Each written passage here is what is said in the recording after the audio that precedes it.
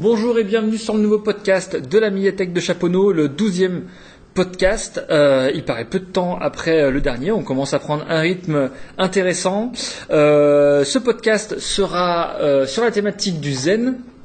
Tout simplement parce que nous vous proposons une sieste littéraire, donc chaque vacances, Emma et Monique vous proposent des siestes littéraires, parfois pour les enfants, parfois pour les adultes. Le concept de la sieste littéraire, c'est un livre lu, une sélection de textes, de musique sur un thème particulier. Et l'objectif, c'est ici d'écouter de la lecture, d'écouter de la poésie, d'écouter de la musique, suivant la thématique et ce que l'on vous propose, de se mettre dans des transats, dans des chaises un petit peu confortables et pourquoi pas de s'endormir, d'où le nom de sieste littéraire et d'où son horaire, donc à 14h. Alors pour la prochaine sieste littéraire qui aura lieu donc pendant les vacances là, qui arrivent d'octobre, c'est une sieste un petit peu particulière qui sera sur la thématique du zen et de la relaxation. Ce sera une sieste pour enfants, ados, adultes. Donc là, cette fois-ci, on a tout groupé ensemble.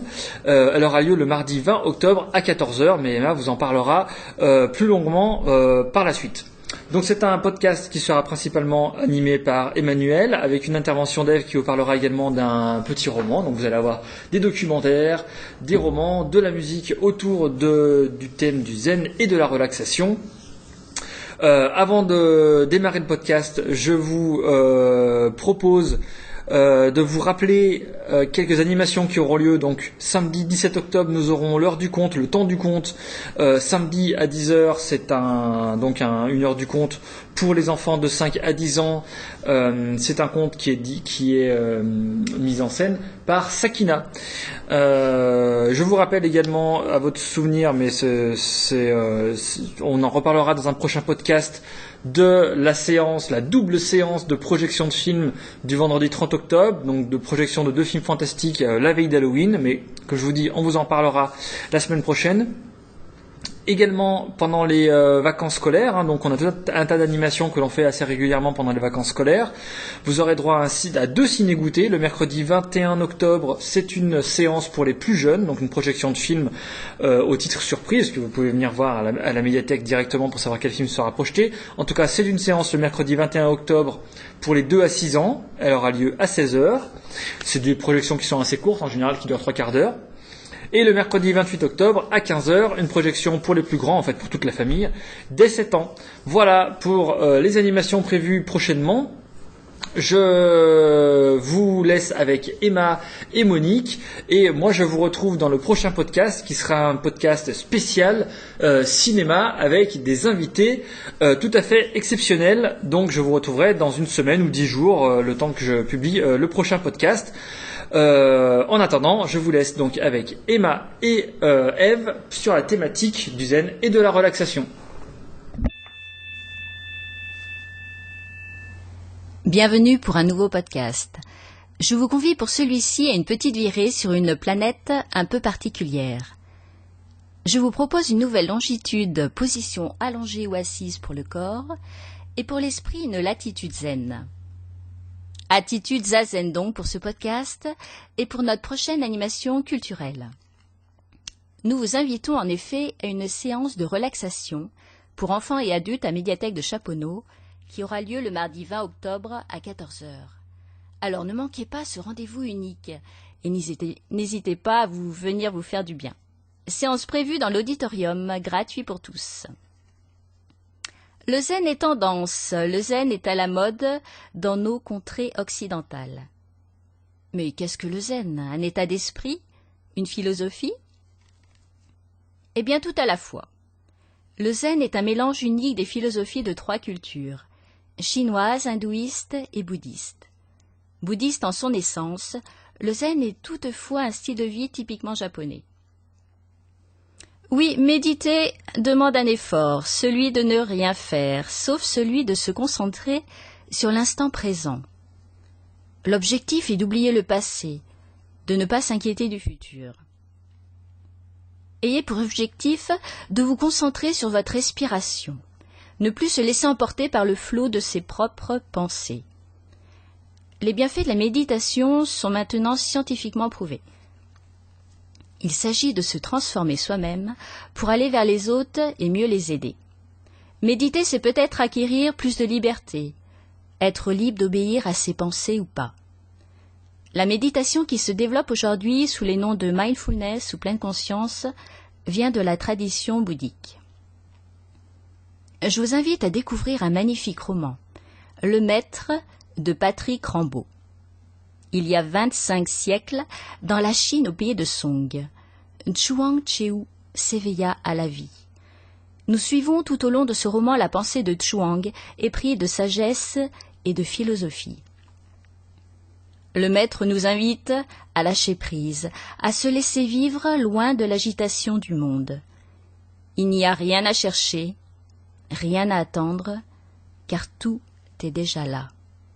Patrick Rambaud nous convie à une lecture des plus apaisantes, dans cette Chine féodale où le questionnement de l'homme sur le sens de la vie reste essentiel.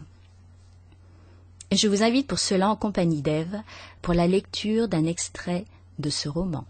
Je vais vous lire un petit extrait du Maître, le roman de la sagesse de Patrick Rambaud de l'Académie Goncourt, qui va en fait nous parler d'un enfant qui va devenir le premier grand écrivain de la Chine, un immense penseur indépendant de toute doctrine et de tous les pouvoirs.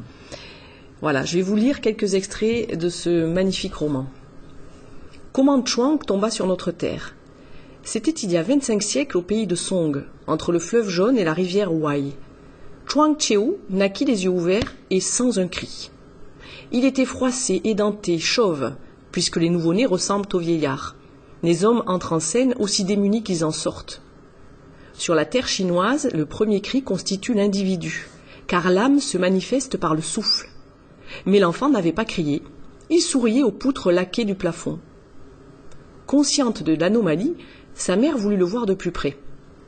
Elle se fit porter jusqu'à lui, le regarda fixement avec des yeux épouvantés. Ce fut elle qui poussa le cri à la place de son fils. Oh, « Ce vilain têtard est un démon !» dit-elle dans un murmure. Puis elle retomba en arrière, la bouche ouverte, et mourut à l'instant dans les bras des servantes. Sans même considérer le drame, obéissant d'abord au rite, le maître de musique, le cuisinier et un devin remplaçaient le père, qui ne devait pas approcher son épouse 3 mois avant et 3 mois après l'accouchement. Eux aussi, ils se demandaient si cet enfant trop réjoui respectait les règles communes. « Mais l'enfant a poussé un cri, je l'ai entendu !» dit le maître de musique qui était aveugle. Le cri, c'était celui de la pauvre mère. Et lui ? Il nous nargue, dit le cuisinier en secouant avec nervosité son éventail d'écorce de bambou. Quand on sort du ventre chaud de sa mère et qu'on tombe chez les hommes, il n'y a pas de quoi éclater de rire. Il est peut-être idiot. Avant même de parler. Étudions son cas, dit le devin, en ajustant la cordelette de son chapeau. Avez-vous remarqué un présage ? Aucun, répondit le cuisinier. Un orage spectaculaire juste avant sa naissance, avec de la foudre ? Continua le devin. Tu sais bien qu'on n'a pas vu une goutte d'eau depuis la 5e lune. Le vol tournoyant d'un aigle au-dessus d'un toit ? Pas même un moineau. Une apparition céleste alors, qu'on pourrait enjoliver, un dragon au chevet de sa mère ? Ce sont des fables qu'on invente plus tard, dit le maître de musique. Ils convinrent de cacher l'événement néfaste, d'aller sur le seuil et de tirer des flèches en l'air pour saluer la venue d'un garçon, comme si tout allait selon la nature et ses lois. À 10 ans, Zhuang avait saisi les fondements de la pensée chinoise, laquelle reposait sur des principes simples. Oui et non n'existaient pas à l'état naturel. Il n'y avait pas de contraire, mais des contrastes. Le monde était une somme d'impressions. Les forces complémentaires se combinaient, se succédaient, permutaient, s'alliaient, s'harmonisaient, se remplaçaient comme le yin et le yang, la nuit et le jour, l'ombre et la lumière, la femme et l'homme. La vie évoluait à chaque instant et rien n'était définitif. Ce qui constituait l'existence des hommes, des animaux et des choses était mouvant. Le yin avait besoin du yang et le yang du yin pour maintenir l'équilibre. Zhuang entrevit cet équilibre par l'écriture. Son enseignement au début fut rude et fastidieux. Il dut longtemps s'exercer, à la manière d'un danseur qui s'astreint à une gymnastique et à des douleurs pour gagner en souplesse, ou comme un musicien qui se délie les doigts en ressassant des portées de notes. Accroupi face à une table basse, il s'adonnait au cérémonial. le pinceau vertical, son poil de loup en touffe gorgé d'encre noire, Chuang s'exerça à tracer les 364 caractères essentiels en laissant son poignet travailler seul. Son geste se libéra au fur et à mesure.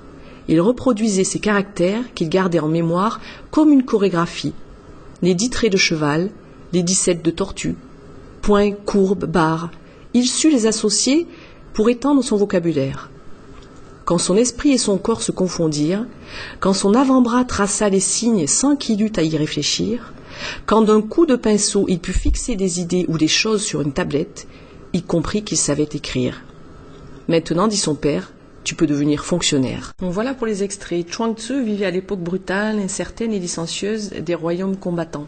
Ses aventures nous font rencontrer des princes, des courtisanes insolentes, des bouffons, des nains, des estropiés, des brigands vertueux, des artisans ou des concubines délurées.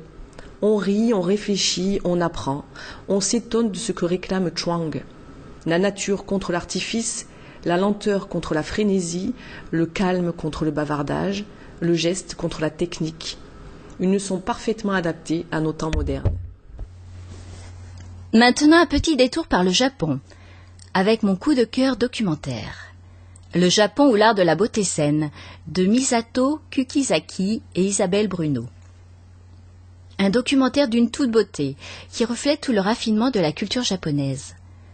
Un livre dont l'esthétique transparaît même dans le grain du papier. Vous découvrirez dans ce documentaire un panorama de la culture japonaise, avec ses nombreux rituels sur l'art de vivre, ses arts martiaux, sa cuisine. Un livre sur l'esprit du Japon éternel, magnifiquement illustré et qui ne pourra que vous charmer.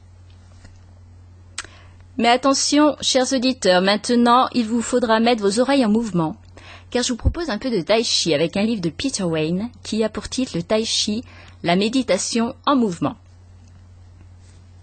Peter Wayne, professeur de médecine de Harvard et passionné de tai chi. Je vois d'ici certains sourires dubitatifs. Ah, encore un livre qui veut nous faire du bien. Mais qu'est-ce que le tai chi exactement? Art martial d'origine chinoise, le tai chi peut aussi se définir comme une pratique de vie et de développement personnel. Tai exprime l'ultime, l'extrême, le suprême comme un bon gâteau au chocolat. Chi exprime la limite. Chuang évoque le point, combat ou boxe. Tai Chi Chuan, forme de combat ou d'exercice intégrant le corps et l'esprit. La pensée taoïste réunit tous les opposés dans un rapport polaire. Le blanc représente le yang, le noir le yin. Dichotomie chromatique réunie dans un cercle où le corps et l'esprit se retrouvent. Le corps vibre d'une certaine énergie et une subtile interaction s'établit entre le corps et l'esprit. Indissociable, n'en déplaise à nos chers philosophes cartésiens. Donc rien de tel que quelques étirements tai chi pour harmoniser votre corps et votre esprit. Oui, l'intention a une certaine influence sur le mouvement et la physiologie neuromusculaire. Le simple fait d'imaginer un mouvement rend sa réalisation plus efficace. Comme tous ces grands sportifs qui répètent mentalement leurs gestes avant l'épreuve. Un entraînement mental peut modifier la structure et le fonctionnement du cerveau. Alors, une pratique du tai chi et d'autres pratiques de méditation peut s'avérer être un formidable outil de développement personnel. Pour être bien dans sa tête, un peu d'exercice physique. Pour cela, je vous conseille aussi une petite séance de tai chi avec l'un de nos DVD, le tai chi de Natobi et Vakan. Un DVD qui pourra se révéler des plus utiles. Je vous conseille toutefois d'y aller doucement car 10 minutes dans la posture de l'arc et vous supplierez le grand maître Shaolin d'abréger vos souffrances. Allez, un peu de musique maintenant pour vous relaxer.